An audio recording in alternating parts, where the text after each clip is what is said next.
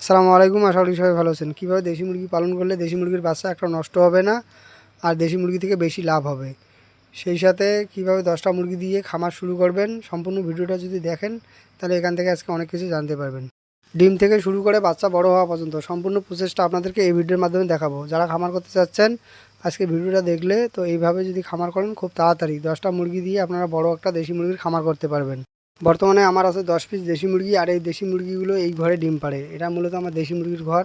মুরগিগুলো এখানে থাকে আর এখানে ডিম পাড়ে।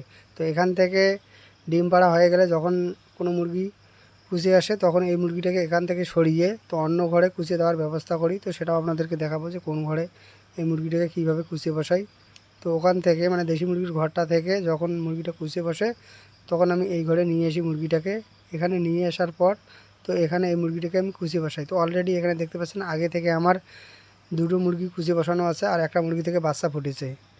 বাচ্চা ফোটার পর তো গরমের সিজনে মোটামুটি 7 দিন আমি এই ঘরে রাখি। 7 দিন পর মুরগি থেকে বাচ্চাগুলো আলাদা করি। 7 দিন পর এই বাচ্চাগুলোকে মুরগি থেকে আলাদা করে কোন ঘরে নিয়ে যাই তো সেটা আপনাদেরকে দেখাবো। আজকে একটা মুরগি থেকে বাচ্চা ফোটা শুরু করে দিয়েছে। অলরেডি এখানে 7 দিন বয়সের মুরগি সহ একটা বাচ্চা আছে। তো সেটাকেও এখান থেকে আজকে সরিয়ে ফেলবো। 7 দিনের মাথায় মুরগি থেকে বাচ্চা আলাদা করলে যে সুবিধাটা হয়, মুরগিটা মোটামুটি পরবর্তীতে 10 থেকে 12 দিনের মাথায় আবার নতুন করে ডিম দিবে। 7 দিন পর বাচ্চাগুলো আলাদা করলেও কোনো রকম ব্রুডিংয়ের প্রয়োজন হয় না, যেহেতু বর্তমানে গরমের সিজন। তবে শীতের সিজন হলে সেটা ভিন্ন বিষয়। এভাবে দেশি মুরগি পালন করলে বাচ্চার কোয়ালিটি কেমন হয় সেটা আপনাদেরকে এই ভিডিওর মাধ্যমে দেখাবো। এর আগে কিছু বাচ্চা এভাবে আমি পালন করেছি, তো সেগুলো অনেকটাই বড় হয়েছে। মাশাআল্লাহ বাচ্চাগুলো অনেকটাই সুন্দর হয়েছে, যদি দেখেন তাহলে বুঝতে পারবেন। তো এখন মুরগিটাকে বাইরে ছেড়ে দিলাম। বাচ্চাগুলোকে নিয়ে অন্য আর একটা ঘরে আসলাম। তো এই ঘরে এই বাচ্চাগুলোকে কতদিন রাখবো সেটা আপনাদেরকে এই ভিডিওর মাধ্যমে জানাবো। অনেকে হয়তো মনে করতে পারেন এতটুকু মুরগির জন্য এত বড় ঘর বা এতগুলো ঘর, ব্যাপারটা এমন নয়। এই ঘরগুলো হাঁস মুরগি কোয়েল পাখির জন্য আমি ব্যবহার করি, আর যখন যে ঘরটা ফাঁকা থাকে তো সেই ঘরটাকে আমি কাজে লাগাই। এখানে মোটামুটি আমার সেম সাইজের বাচ্চা হলো 30টা। তো এখানে আরও মোটামুটি 3টে বড় বাচ্চা আছে। মূলত এখানে যে 2টে বাচ্চা দেখতে পাচ্ছেন তো এমন সাইজের 3টে বাচ্চা আছে।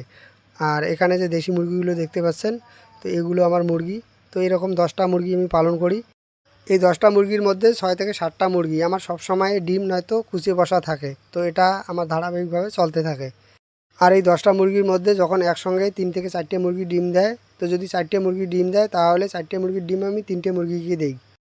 অনেক সময় মুরগি কুচে বসার পরও 2-1টা ডিম এক্সট্রা মুরগির ঘরে পাওয়া যায়, তখন সেই ডিমটাকে তো যখন যে সময় যে মুরগি কুচে থাকে সেটাকে দিতে হয়।